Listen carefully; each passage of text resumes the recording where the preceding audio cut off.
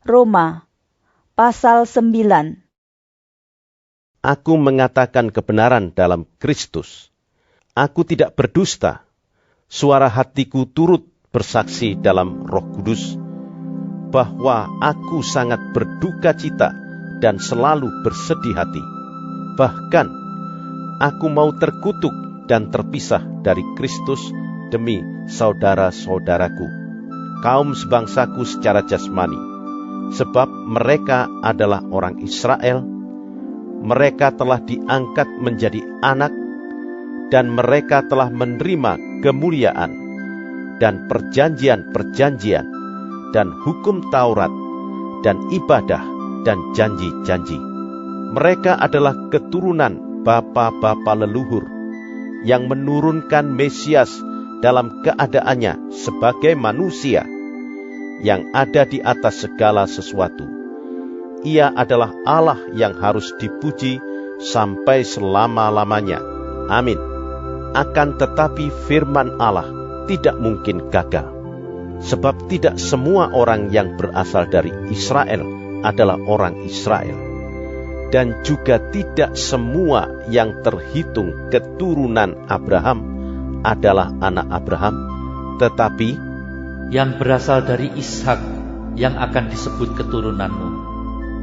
Artinya, bukan anak-anak menurut daging adalah anak-anak Allah, tetapi anak-anak perjanjian yang disebut keturunan yang benar. Sebab firman ini mengandung janji, pada waktu seperti inilah aku akan datang, dan Sarah akan mempunyai seorang anak laki-laki. Tetapi bukan hanya itu saja. Lebih terang lagi ialah Ribka yang mengandung dari satu orang, yaitu dari Ishak, bapa leluhur kita.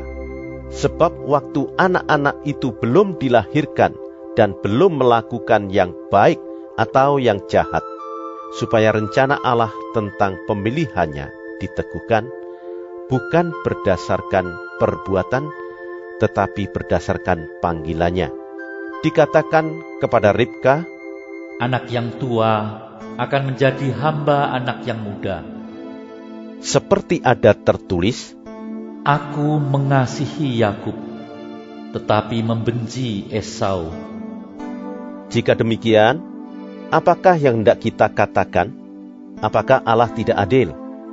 Mustahil, sebab Ia berfirman kepada Musa, aku akan menaruh belas kasihan. Kepada siapa aku mau menaruh belas kasihan? Dan aku akan bermurah hati kepada siapa aku mau bermurah hati. Jadi, hal itu tidak tergantung pada kehendak orang atau usaha orang, tetapi kepada kemurahan hati Allah. Sebab kitab suci berkata kepada Firaun, itulah sebabnya aku membangkitkan engkau, yaitu supaya aku memperlihatkan kuasaku di dalam engkau, dan supaya namaku dimasyhurkan di seluruh bumi. Jadi, Ia menaruh belas kasihan kepada siapa yang dikehendakinya, dan Ia menegarkan hati siapa yang dikehendakinya. Sekarang kamu akan berkata kepadaku, jika demikian, apalagi yang masih disalahkannya? Sebab siapa yang menentang kehendaknya? Siapakah kamu, hai manusia? Maka kamu membantah Allah? Dapatkah yang dibentuk berkata kepada yang membentuknya, mengapakah engkau membentuk aku demikian? Apakah tukang periuk tidak mempunyai hak atas tanah liatnya? Untuk membuat dari gumpal yang sama suatu benda untuk dipakai guna tujuan yang mulia, dan suatu benda lain untuk dipakai guna tujuan yang biasa. Jadi, kalau untuk menunjukkan murkanya dan menyatakan kuasanya, Allah menaruh kesabaran yang besar terhadap benda-benda kemurkaannya yang telah disiapkan untuk kebinasaan, justru untuk menyatakan kekayaan kemuliaannya atas benda-benda belas kasihannya yang telah dipersiapkannya untuk kemuliaan, yaitu kita yang telah dipanggilnya bukan hanya dari antara orang Yahudi, tetapi juga dari antara bangsa-bangsa lain. Seperti yang difirmankannya juga dalam kitab Nabi Hosea, yang bukan umatku akan kusebut umatku, dan yang bukan kekasih, kekasih. Dan di tempat di mana akan dikatakan kepada mereka, kamu ini bukanlah umatku, di sana akan dikatakan kepada mereka, anak-anak Allah yang hidup. Dan Yesaya berseru tentang Israel, sekalipun jumlah anak Israel seperti pasir di laut, namun hanya sisanya akan diselamatkan. Sebab apa yang telah difirmankannya akan dilakukan Tuhan di atas bumi, sempurna dan segera. Dan seperti yang dikatakan Yesaya sebelumnya, seandainya Tuhan semesta alam tidak meninggalkan pada kita keturunan, kita sudah menjadi seperti Sodom dan sama seperti Gomora. Jika demikian, apakah yang hendak kita katakan? Ini, bahwa bangsa-bangsa lain yang tidak mengejar kebenaran telah beroleh kebenaran, yaitu kebenaran karena iman. Tetapi bahwa Israel sungguh pun mengejar hukum yang akan mendatangkan kebenaran, tidaklah sampai kepada hukum itu. Mengapa tidak? Karena Israel mengejarnya bukan karena iman, tetapi karena perbuatan.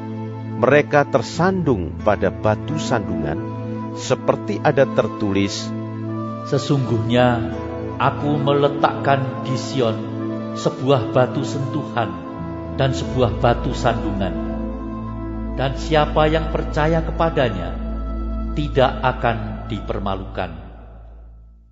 Roma pasal 10. Saudara-saudara, keinginan hatiku dan doaku kepada Tuhan ialah supaya mereka diselamatkan, sebab aku dapat memberi kesaksian tentang mereka, bahwa mereka sungguh-sungguh giat untuk Allah, tetapi tanpa pengertian yang benar. Sebab oleh karena mereka tidak mengenal kebenaran Allah, dan oleh karena mereka berusaha untuk mendirikan kebenaran mereka sendiri, maka mereka tidak takluk kepada kebenaran Allah. Sebab Kristus adalah kegenapan hukum Taurat, sehingga kebenaran diperoleh tiap-tiap orang yang percaya. Sebab Musa menulis tentang kebenaran karena hukum Taurat, orang yang melakukannya akan hidup karenanya. Tetapi kebenaran karena iman berkata demikian, jangan katakan di dalam hatimu, siapakah akan naik ke surga? Yaitu untuk membawa Yesus turun. Atau siapakah akan turun ke jurang maut? Yaitu untuk membawa Kristus naik dari antara orang mati. Tetapi apakah katanya? Ini, firman itu dekat kepadamu, yakni di dalam mulutmu dan di dalam hatimu. Itulah firman iman yang kami beritakan. Sebab jika kamu mengaku dengan mulutmu bahwa Yesus adalah Tuhan, dan percaya dalam hatimu bahwa Allah telah membangkitkan Dia dari antara orang mati, maka kamu akan diselamatkan. Karena dengan hati orang percaya dan dibenarkan, dan dengan mulut orang mengaku dan diselamatkan. Karena kitab suci berkata, barang siapa yang percaya kepada Dia tidak akan dipermalukan. sebab tidak ada perbedaan antara orang Yahudi dan orang Yunani, karena Allah yang satu itu adalah Tuhan dari semua orang, kaya bagi semua orang yang berseru kepadanya. Sebab barang siapa yang berseru kepada nama Tuhan akan diselamatkan. tetapi bagaimana mereka dapat berseru kepadanya jika mereka tidak percaya kepada Dia? Bagaimana mereka dapat percaya kepada Dia jika mereka tidak mendengar tentang Dia? Bagaimana mereka mendengar tentang Dia jika tidak ada yang memberitakannya? Dan bagaimana mereka dapat memberitakannya jika mereka tidak diutus? Seperti ada tertulis, Betapa indahnya kedatangan mereka yang membawa kabar baik. tetapi tidak semua orang telah menerima kabar baik itu. Yesaya sendiri berkata, Tuhan, siapakah yang percaya kepada pemberitaan kami? jadi iman timbul dari pendengaran, dan pendengaran oleh firman Kristus. Tetapi aku bertanya, adakah mereka tidak mendengarnya? Memang mereka telah mendengarnya. Suara mereka sampai ke seluruh dunia, dan perkataan mereka sampai ke ujung bumi. Tetapi aku bertanya, adakah Israel menanggapnya? Pertama-tama Musa berkata, Aku menjadikan kamu cemburu terhadap orang-orang yang bukan umat, dan membangkitkan amarahmu terhadap bangsa yang bebal. dan dengan berani Yesaya mengatakan, Aku telah berkenan ditemukan mereka yang tidak mencari aku. Aku telah menampakkan diri kepada mereka yang tidak menanyakan aku. tetapi tentang Israel ia berkata, Sepanjang hari aku telah mengulurkan tanganku kepada bangsa yang tidak taat dan yang membantah. Roma pasal 11. maka aku bertanya, adakah Allah mungkin telah menolak umatnya? Sekali-kali tidak. Karena aku sendiri pun orang Israel dari keturunan Abraham, dari suku Benyamin. Allah tidak menolak umatnya yang dipilihnya. Ataukah kamu tidak tahu apa yang dikatakan kitab suci tentang Elia waktu ia mengadukan Israel kepada Allah? Tuhan, nabi-nabimu telah mereka bunuh. Mezbah-mezbahmu telah mereka runtuhkan. Hanya aku seorang dirilah yang masih hidup, dan mereka ingin mencabut nyawaku. Tetapi bagaimanakah firman Allah kepadanya? Aku masih meninggalkan 7.000 orang bagiku yang tidak pernah sujud menyembah Baal. Demikian juga pada waktu ini ada tinggal suatu sisa menurut pilihan kasih karunia. Tetapi jika hal itu terjadi karena kasih karunia, maka bukan lagi karena perbuatan, sebab jika tidak demikian, maka kasih karunia itu bukan lagi kasih karunia. Jadi bagaimana? Israel tidak memperoleh apa yang dikejarnya, tetapi orang-orang yang terpilih telah memperolehnya, dan orang-orang yang lain telah tegar hatinya, seperti ada tertulis, Allah membuat mereka tidur nyenyak, memberikan mata untuk tidak melihat, dan telinga untuk tidak mendengar, sampai kepada hari sekarang ini. Dan Daud berkata, Biarlah jamuan mereka menjadi jerat dan perangkap, penyesatan dan pembalasan bagi mereka. Dan biarlah mata mereka menjadi gelap, sehingga mereka tidak melihat, dan buatlah punggung mereka terus-menerus membungkuk. maka aku bertanya, adakah mereka tersandung dan harus jatuh? Sekali-kali tidak. Tetapi oleh pelanggaran mereka, keselamatan telah sampai kepada bangsa-bangsa lain, supaya membuat mereka cemburu. Sebab jika pelanggaran mereka berarti kekayaan bagi dunia, dan kekurangan mereka kekayaan bagi bangsa-bangsa lain, terlebih-lebih lagi kesempurnaan mereka. Aku berkata kepada kamu, hai bangsa-bangsa bukan Yahudi, justru karena aku adalah rasul untuk bangsa-bangsa bukan Yahudi, aku menganggap hal itu kemuliaan pelayananku, yaitu kalau aku dapat membangkitkan cemburu di dalam hati kaum sebangsaku menurut daging, dan dapat menyelamatkan beberapa orang dari mereka. Sebab jika penolakan mereka berarti perdamaian bagi dunia, dapatkah penerimaan mereka mempunyai arti lain daripada hidup dari antara orang mati? Jikalau roti sulung adalah kudus, maka seluruh adonan juga kudus. Dan jikalau akar adalah kudus, maka cabang-cabang juga kudus.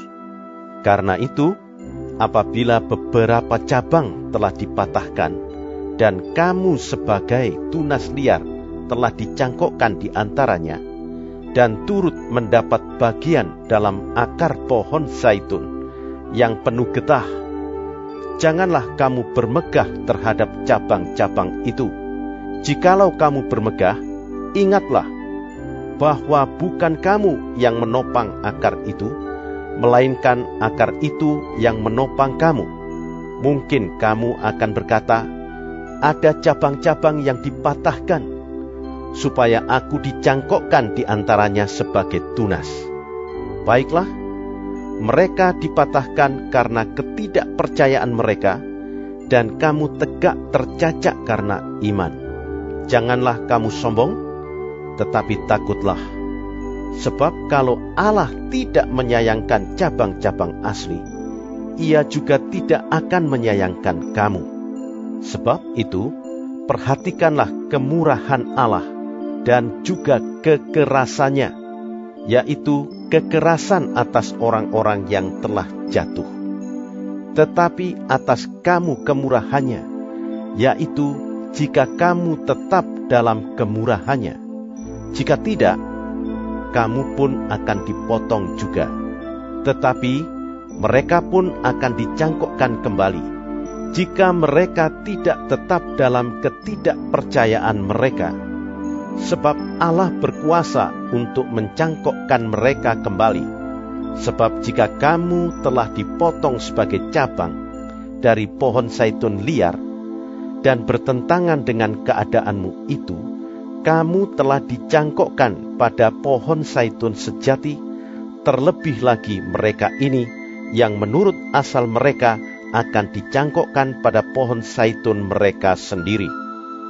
Sebab saudara-saudara, supaya kamu jangan menganggap dirimu pandai, aku mau agar kamu mengetahui rahasia ini.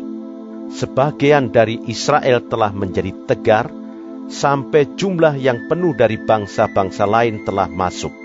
Dengan jalan demikian, seluruh Israel akan diselamatkan, seperti ada tertulis, dari Sion akan datang penebus. Ia akan menyingkirkan segala kefasikan daripada Yakub. Dan inilah perjanjianku dengan mereka, apabila aku menghapuskan dosa mereka.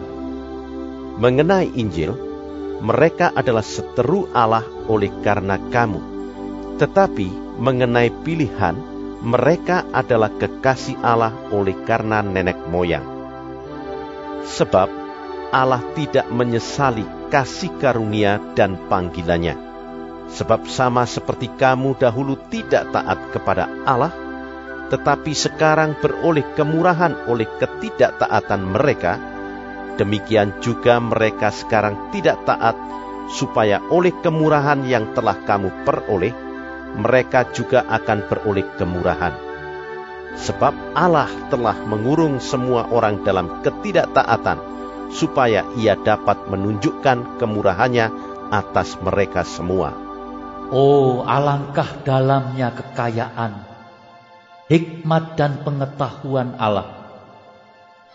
Sungguh tak terselidiki keputusan-keputusannya, dan sungguh tak terselami jalan-jalannya. Sebab siapakah yang mengetahui pikiran Tuhan? Atau siapakah yang pernah menjadi penasihatnya?